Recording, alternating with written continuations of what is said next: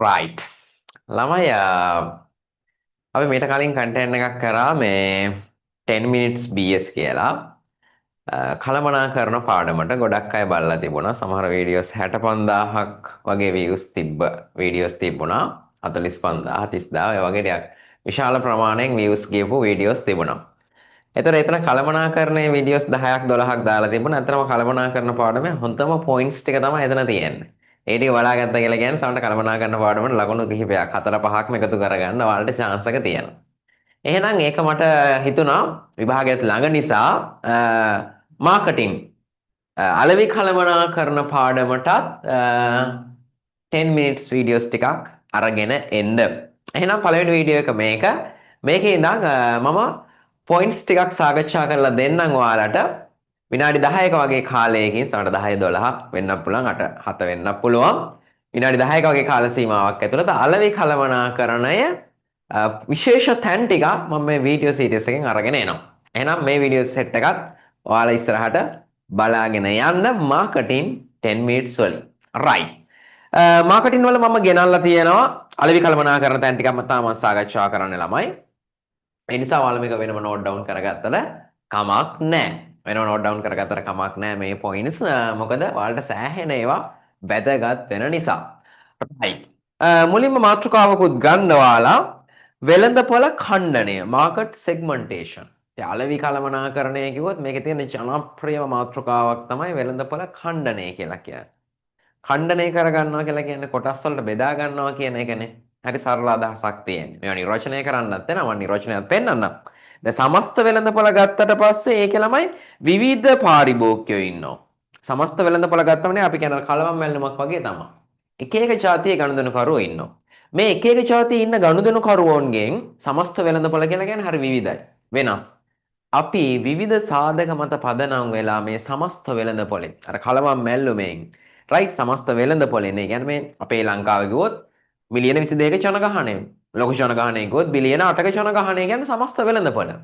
මේකෙන් අපට ගැළපෙන සාධක අපි තීරණය කරන සාධකත් එක්ක අපි මේ වෙළඳපොළ මේ කුඩා කොටස් වලට වෙන් කරගන්න. ඒතර මේ වෙන් කරගත්ත වෙළඳපොළවල ඉන්නේ සමානයි. වයස අනුව, ස්ත්‍රී පුරුෂ භාවය අනුව, ආදායම අනුව මේ සමස්ත වෙළඳපොළ කෑලි කෑලි වලට බෙදන්න පුළුවන්. ඕකට අපි සරලව කියනවා වෙළඳපොළ ඛණ්ඩනය කරනවා කියලා. පොඩ නිර්වචනය ගිහිල්ලා බලන්නකො දැන් තේරෙනවද කියලා. මේ විවිධ පාරිභෝගික ගති ලක්ෂණ උපයෝගී කරගනිමින් ඕනෑම වෙළඳපොළක් උපකොටස් වලට බෙදා දැක්විය හැකියි. උපකොටස් වලට තමයි මෙතනදී බෙදන්න වෙළඳපොළ. මොකටද බෙදන්නේ කියලා අහුවොත් උපකොටස් වලට. ඒක හොඳට මතක තියාගන්න ඕනේ. ඒතකොට සමස්ත වෙළඳපොළ කෑලි කෑලි වලට බෙදනවා. right මේ වෙළඳපොලේ තියෙන ඒවා තමයි මේ කෑලි වලට බෙදන්නේ. විවිධ පාරිභෝගික ගති ලක්ෂණ උපයෝගී කරගනිමින් ඕනෑම වෙළඳපොළක් උපකොටස් වලට බෙදන්න පුළුවන්. මේක තමයි නිර්වචනය. විෂම ගති ලක්ෂණ වලින් යුක්ත මේ වෙළඳපොළකම එක එක පාටින් අපි දැක්කා. නේ මේ වෙළඳපොළකම එක එක පාටින් අපි දැක්කා. අපි ඉස්සලා දැක්කා රතු පාටයි මේකේ හිටියා නේද?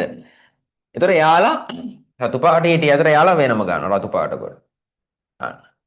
ඊට පස්සේ අපි මේක දැක්කා කළු පාටයි හිටියා උදාහරණයකට නේ කළු පාටයි හිටියා. ඒතර එයාලා වෙනම ගන්නවා. ඊට පස්සේ මේක අපි දැක්කා උදාහරණයක් කහ පාටයි හිටියා කියලා හිතන්නකෝ. කහ පාටයි ඉන්නවා මේ සමස්ත වෙළඳපොළ. ඒ කට්ටිය අපි වෙනම ගන්නවා. මේකත් ඇඳ ගන්නවා. right ඒතර ඔයාලට වැඩේ තේරෙනවා. විෂම ගති ලක්ෂණ. මෙතන මේ ගති ලක්ෂණ විෂමයි. එකිනෙකට වෙනස් ගති ලක්ෂණ. ඒතර මේ විෂම ගති ලක්ෂණ වලින් යුක්ත සමස්ත වෙළඳපොළ. මේ සමස්ත වෙළඳපොළ කියන එක විෂම ගති ලක්ෂණ. එක එක જાතිය අය ඉන්නවා. මේ සමස්ත වෙළඳපොළ. සමජාතීය ගති ලක්ෂණ වලින් යුක්ත වූ කණ්ඩායම සමජාතීය ගති ලක්ෂණ. දැන් මේකේ පාට පාටයි නෑ. මේකේ දැන් පාට පාටයි නෑ. මේකේ පාට පාටයි නෑ. එක පාටකයි විතරයි. සමජාතීයයි දැන් මේක. සමජාතීය ගති ලක්ෂණ වලින් යුක්ත වූ කණ්ඩායම් වලට බෙදා වෙන් කිරීම වෙළඳපොළ ඛණ්ඩන ලෙස හැඳින්වේ. දැන් මේ අයිකන් එක තිබ්බනම් මේ අයිකන් එක වඳගත්තා නම් ඔයාටම නිර්වචනය තනියෙන් හදන්න පුළුවන්. මේක තමයි නිර්වචනය. විෂම ගති ලක්ෂණ වලින් යුක්ත සමස්ත වෙළඳපොළ එක එක අය ඉන්නවා. විෂම ගති ලක්ෂණ අය ඉන්නවා. එයාලා සමජාතීය ගති ලක්ෂණ වලින් යුක්ත කණ්ඩායම් වලට බෙදෙනවා. කණ්ඩායම් වලට බෙදා දැක්කේ වෙළඳපොළ ඛණ්ඩනය. වෙළඳපොළ ඛණ්ඩනය කියන්නේ අපි කියනවා මර්මස්ථානයක්. අනිවාර්යෙන් පේපර් එකේ ජනප්‍රියම ප්‍රශ්න හැදෙන තැන. එහෙනම් ඒකවා දැනගෙන ඉන්නක සුපිරි. පොයින්ට් එක නෝට් එකක් දාගන්න මේ ගමන් වීඩියෝ එක නතර කරනවා. ඔයාලට වීඩියෝ නෝට් එකක් දාගන්න පුළුවන් නේ. මම ඉස්සරහ යනවා. ඊට පස්සේ මේ පාරිභෝගික වෙළඳපොළ ඛණ්ඩනය යොදා ගන්න පදනම්. විෂය නිර්දේශයේ 13 වසර අලෙවි කළමනාකරන පාඩමේ පාරිභෝගික වෙළඳපොළ ඛණ්ඩනය කරන ප්‍රධාන පදනම් 4ක් සාකච්ඡා කරනවා. ප්‍රධාන පදනම් 4ක්. මොනවද? භූගෝලීය සාධක මත වෙළඳපොළ බෙදනවා අපි. ඊට පස්සේ ප්‍රජා විද්‍යාත්මක සාධක, මනෝ විද්‍යාත්මක සාධක සහ චර්යාත්මක සාධක. ඔන්න ඔය හතරත් විශේෂයෙන්ම ළමයි පොයින්ට් අවුට් කරගන්න ඕන. රයිට් ඔයාලෙන් අහනවා පාරිභෝගික වෙළඳපොළ ඛණ්ඩනයට යොදා ගන්න පුළුවන් පදනම්. භූගෝලීය, ප්‍රජා විද්‍යාත්මක, මනෝ විද්‍යාත්මක සහ චර්යාත්මක සාධක. ඔය හතර පොයින්ට් අවුට් වෙන්න ඕනි අනිවාර්යෙන්ම. ඒක 40 ඉඳන් 50 ප්‍රශ්න වලටම අහන්නත් පුළුවන්. ඊළඟ කාරණාව. මේ භූගෝලීය සාධක යටතේ හඳුනා ගන්න උපසාධක තියෙනවා. දැන් ප්‍රධාන මේ බලන්න පාරිභෝගික වෙළඳපොළ ඛණ්ඩනය යොදා ගන්නා පදනම් 4ක් තියෙනවානේ. ඒ පදනම් 4 ඇතුලේ උපසාධක තියෙනවා. දැන් භූගෝලීය සාධකවල උපසාධක තියෙනවා. ඒව නම් කරන්න ළමයාට පුළුවන් වෙන්න ඕන. ඒතර එතනත් හරිනම් ෆ්ලෑෂ් කාඩ් 4ක් වෙනම වැටෙන්න ඕනි. භූගෝලීය සාධක මේ රටවල් අනුව බෙදන්න පුළුවන් දේශගුණික සාධකවල නගරවල විශාලත්වය ජනගහනය අනුව වෙළඳපොළ බෙදලා දාන්න පුළුවන්. එහෙම කොහොමද බෙදන්නේ කියලා මම පැහැදිලි කරලා දෙන්නම්. දැන් උදාහරණයක් විදිහට මම ඒකට එක්සැම්පල් එකක් අරන් ඇවිල්ලා තියෙනවා. දැන් මේ බලන්නකෝ. නිමි ඇඳුම් වෙළඳපොළ කියලා හිතුවොත් මේ දේශගුණික සාධක ක්ලයිමේට් එකත් එක්ක අඳින ඇඳුම් වෙන වෙන රටවල් එක්ක වෙනස් වෙනවා. අධික උණුසුමක් තියෙන රටවල් වල මේ වගේ මුළු ඇඟම වැහෙන්න අඳිනවට වඩා මේ වගේ නේද? ඊට පස්සේ අර කාන්තාර වගේ ඩෙසර්ට් වල නේද? මේ වගේ අපේ වගේ වෝම් ක්ලයිමේට් වල මෙන්න මේ වගේ නේද? ඊට පස්සේ සාමාන්‍ය මිඩල් ඊට පස්සේ ස්ප්‍රින් ඒ වගේ කට්ටිය ඊට පස්සේ සීතල වැඩි වෙන්න ආවරණය වැඩි. ඇඟ මේ ඇඳුම් වලේම ඝනකම වැඩි නේද? ස්පොන්ජ් ගතියම වැඩි. අන්න ඒ වගේ අනිත් පැත්තේ කූල් ක්ලයිමේට් එකකට යනකොට කූල් වල ඉඳන් සම්පූර්ණම පුළුවන් තරම් ඇඟ ඝනකමට වැහෙන්න සහ අපිට එම ඇඳගෙන හිටියොත් මේ වගේ ඇඳුමක් දාඩිය දාලා ගොඩාක් නේ නුවරඑළිය ළමයින්ටම ඔන්න ගැලපෙනවා. ඒ නුවරඑළියෙම තියෙන්නේ සම්පූර්ණ ජර්සි ටයිප් එක ගන්න. රයිට් ඒ වගේ. ඒතර ඒක ඒ ඇඳුම් වෙළඳපොළ ඛණ්ඩනය කරලා ඇඳුම් මෙහෙම එක එක වෙළඳපොළ වලට ඛණ්ඩනය කරගන්න. ඛණ්ඩනය කරගත්ත වෙළඳපොළකට ඇඳුම් මහන්න පටන් ගන්නවා. ස්විට්සර්ලන්තයට හිතන්නකෝ නේද?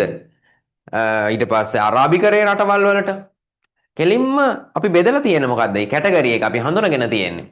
කෙලින්ම ඇන්ටාර්ටිකාව ආර්ටික් ඒ වගේ කලාපීය රටවල් වලට ඇඳුම් මහනවා කියලා කියන්නේ කෙලින්ම අපි භූගෝලීය සාධක මත වෙළඳපොළ ඛණ්ඩනය කරගෙන තියෙනවා. අප්‍රිකානු රටවල්, අරාබිකරේ රටවල් වලට ඇඳුම් මහනවා කියලා කියන්නේ කෙලින් මෙතන සාධක වෙලා තියෙන රටවල් අනුව දේශගුණය, right? නගරවල විශාලත්වය, ජනගහනය මේ වගේ දේවල් එක්ක අපි වෙළඳපොළක් ඛණ්ඩනය කරන්න පුළුවන්. ඒවට අපි කියනවා භූගෝලීය සාධක කියලා.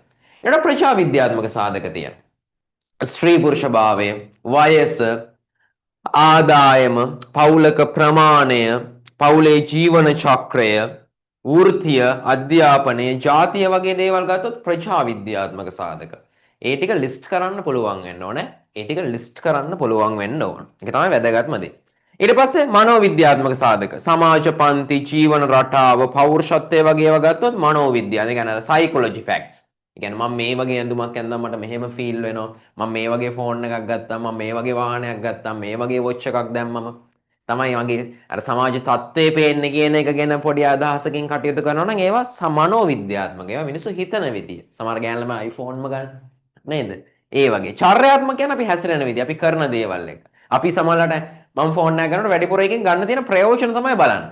වාහනයක් ගන්නකොට මම බලන්නේ එකෙන් වැඩිපුර ප්‍රයෝජන ගන්න පුළුවන්ද කියලා. එහෙනම් ඒවා මම බලලා තියෙන්නේ චර්යාත්මක සාධක. ඒතර ඒ පැත්තට බලලා වෙලෙන්දත් නිෂ්පාදනය කරනවා. නිෂ්පාදකයාත් එහෙම දේවල් මිනිස්සු කන්සිඩර් කරනවා කියලා හිතලා එයා වෙළඳපොළ එහෙමත් ඛණ්ඩනය කරලා අන්න නිෂ්පාදන නිර්මාණය කරන. ඒතර චර්යාත්මක සාධක තමයි ප්‍රතිලාභ, ප්‍රයෝජන, මිලට ගන්නා අවස්ථා, භාවිත කරන්නාගේ තත්ත්වය, පක්ෂපාතීත්වය, අපි කියනවා බ්‍රෑන්ඩ් ලොයල්ටි එක, භාවිත කරන්නාගේ ආකල්ප, මිලට ගැනීමට තියෙන සූදානම. සමහර ළමයි ඇඳුමක් ගන්නකොට ඩෙනිමක් ගන්නවා. ඇයි ඒ? සමහරට හොඳට පට්ට ගහන්න පුළුවන් ඩෙනිමක් කියලා අපි A level කාලෙම ගොඩකට ඩෙනිම් පාවිච්චි කරනවා. ඇයි අති තරම් අඳින්න බෑ. හැමදාම පන්ති යන්න බෑනේ. බිසිකලි පන්තියම නම් යනවනේ හැමදාම අඳින්න පුළුවන්. ඒ කැම්පස් කාලෙම ඩෙනිම් තමයි පාවිච්චි කරන්නේ. ඇයි ඒ?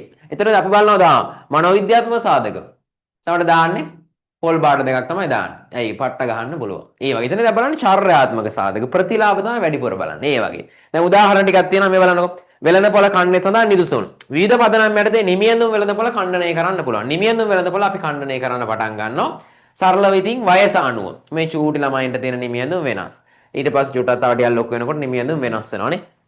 තව ටිකක් ලොකු වෙනකොට තරුණ වෙනකොට මේ දෙක මාරු වෙලා මේක මෙතනට ඇවිල්ලා මෙයා මෙතනට එන්න ඕන. right? ඒතර රැකියාගත වෙනකොට එතන පාවිච්චි කරන නිමියඳුම් වෙනස්. වයස්ගත වෙනකොට අඳින නිමියඳුම් වෙනස්. ඒතර හැම වයසටම නිමියඳුම් තියෙනවානේ. කියන්නේ වෙළඳපොළ ඛණ්ඩනය කරගෙන වයස අනුව. පොඩි පොඩි ළමයින්ට පොඩි පොඩි ඇඳුම්, ටිකක් තරුණ වෙනකොට තරුණයට ගැලපෙන ඇඳුම්, මහලුවටපත් වෙනකොට මහලුවටපත් වෙන අයට ගැලපෙන ඇඳුම් නිර්මාණය කරනවා. ඊට පස්සේ තව එකක් නෑ හිතන්නකෝ ස්ත්‍රී පුරුෂ භාවය අනුව. ඒක නම් ලේසින්. ගැහැණු ළමයින්ට සෙට් වෙන ඇඳුම් තියෙනවා. ගවුම්, සාරි, හැට්ට, සායවල්. පිරිමි ළමයින්ට අන්න සාරම්, ෂර්ට්, කලිසම්, ඩෙනිම්. මේ වගේ දේවල් පිරිමි ළමයින්ට. ඒතර කෙලින්ම මෙතන බලලා තියෙනවා. මොකද ගැහැණු පිරිමි කියලා කියන්නේ කෙලින්ම ස්ත්‍රී පුරුෂ භාවය අනුව වෙළඳපොළ ඛණ්ඩනය කරලා තියෙනවා. ඊළඟට වෘත්තීය අනුව නිමියඳුම් වෙළඳපොළ. එක එක වෘත්තිකයන් සඳහා නිමියඳුම් වෙනස්. මේ බලන්නකෝ. වෘත්තීය අනුව නිමියඳුම් වෙළඳපොළ. ටීචර්ස්ලාට, ඊට පස්සේ ડોක්ටර්ස්ලාට, ඊට පස්සේ හෝටල් ශාස්ත්‍රයට, මෝටර් මැකෑනික් එයාලා අඳින ඇඳුම් විවිධයි. එතනදී එයාට ගැලපෙන ඇඳුම් වෙළඳපොළේ නිර්මාණය කරලා තියෙනවා. එතකොට අපි එතනදී පැහැදිලිව කැටගරි කරලා තියෙනවා, කාණ්ඩගත කරලා තියෙනවා කොහොමද? වෘත්තිය අනුව නිමියඳුම් වෙළඳපොළ ඛණ්ඩනය කරලා තියෙනවා එක එක වෘත්තීන් අනුව. ඊළඟට අපි දේශගුණය අනුව, රටවල් අනුව නිමියඳුම් වෙළඳපොළ මෙතන ඛණ්ඩනය කරලා තියෙනවා. ඊට පස්සේ මම නිකන් තව උදාහරණයක් දාලා තියෙනවා. මෝටර් වෙහිකල්ස් ආදායම අනුව නේද? පුද්ගල ආදායම අනුව මෙතන මේ ඊටාම පහළ ආදායමක් නම් සමහරවිට මෝටර් සයිකල් එකක්, 3 wheeler එකක් තමයි පාවිච්චි කරන්න හැකියාව තියෙන්නේ. ප්‍රධාන වශයෙන් ආදායම අඩුයි නම්. ඊට වඩා ටිකක් වැඩිපුර ආදායම වෙනකොට දැන් මුලින්ම ගෙදරක මෝටර් සයිකලයක් 3 wheel එකක්. මාත් මුලින්ම මෝටර් සයිකල් එක ස්කූටර් එකක් තමයි ගත්තේ. ඊට පස්සේ ටිකක් කරන ආදායම වැඩි වෙනවා. මේ නිකන් සාම්පල් එකක් ආදායම දාලා තියෙන සත්‍ය ආදායම නෙමෙයි. ඊට පස්සේ ඔන්න ලෝ මිඩල් එකට එනවා. එතකොට ටිකක් ඔන්න පොඩ්ඩක් මේක අප්ඩේට් කරගන්න චූටි කාර් එකක් ගන්න try කර. ඔන්න. ඊළඟට පොඩ්ඩක් තව ආදායම වැඩි මිඩල් ක්ලාස් එකට එනවා. මිඩල් ඉන්කම් එකට ආදායම වැඩි වෙනකොට ඔන්න තව ඊට වඩා හොඳ කැටගරි එක වෙහිකල් එකක් නිර්මාණය කරලා තියෙන. ඒ සමහරට එකම සමාගම දැන් සුසුකිලාගෙම සුසුකි ඇල්ටෝ වෙන්න පුළුවන්. සුසුකිලාගෙම සුසුකි ෂිෆ්ට් කියලා කාර් එකක් තියෙනවා වෙන්න පුළුවන්. නැත්නම් ටොයෝටා විට්ස් වගේ එකක්. ඊට පස්සේ තව එකක්. ආදායම වැඩි වෙනකොට ඔන්න අපර් මිඩල් ක්ලාස් එකට.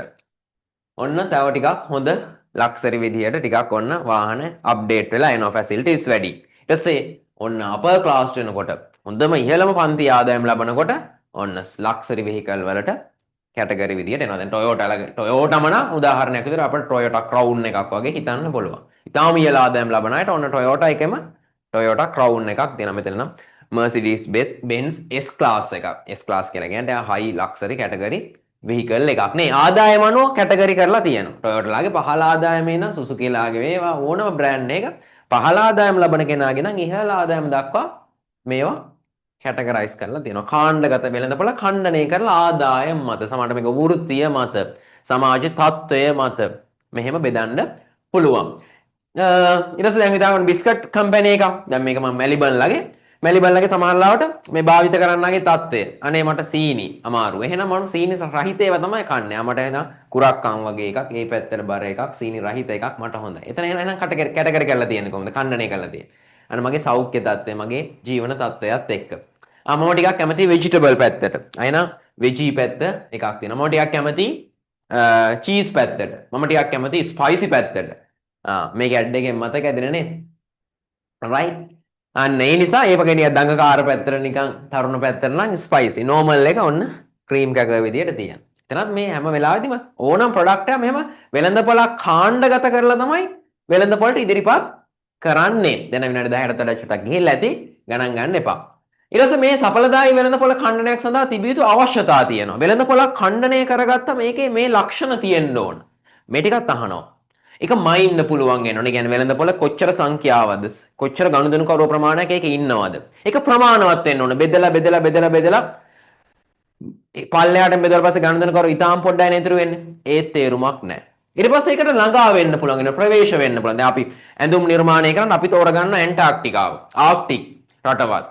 ඒ වගේ රටවල් වලට අපිට බෙදා හරින්න හැකියාවක් නැත්නම් අපි වෙළඳපොළ ඛණ්ඩනය කරලා තෝරගත්ත වෙළඳපොළ තේරුමක් නැහැ. අන්න ඒ වගේ.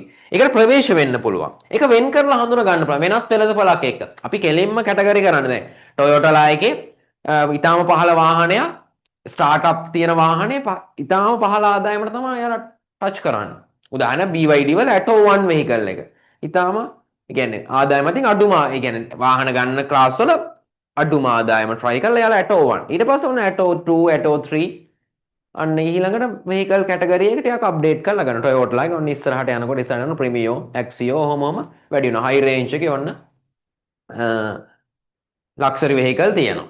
නේ ඊටාම ඉහළ Toyota Crown වගේ ඒවා ගත්තොත් ඊටාම ඉහළ ආදායම් ලබන අයට ඔන්න තියෙනවා. ඒතර අර වෙන් කරලා හඳුනා ගන්න. මේක කාටද මේ ප්‍රොඩක්ට් එක? iPhone එකකුණත් එහෙමනේ. මේක කාටද? සීරියස් කිහිපයකින් එයාලා ප්‍රොඩක්ට් එක මාකට් එකට දානවා. ඒක ක්‍රියාත්මක කරන්න පුළුවන්. මෙන්න මෙයාලට තමයි මේ ප්‍රොඩක්ට් එක මාකට් එකට දෙන්නේ කියලා. රයිට්? ඔය ටික තමයි මම පැහැදිලි කරන්න හිතාගෙන හිටපු ටික. එහෙනම් මේකේ දෙවෙනි පාර්ට් එකෙන් හම්බෙමු. වැඩේ හොඳයි නම් මෙසේජ් එකක් දාන්න. මේකේ පොඩි නෝට් එකක් දාගන්න පුළුවන් ඔයාලට. වීඩියෝ එක පොඩ්ඩක් නතර කරලා ඕනනම් දෙවෙනි පාර්ට් එකක් ඕන නම් මෙසේජ් එකක් දාන්න. අපි මාකටිං වලින් 10 minutes වලින් ඊළඟ වීඩියෝස් වලින් හම්බෙමු. right okay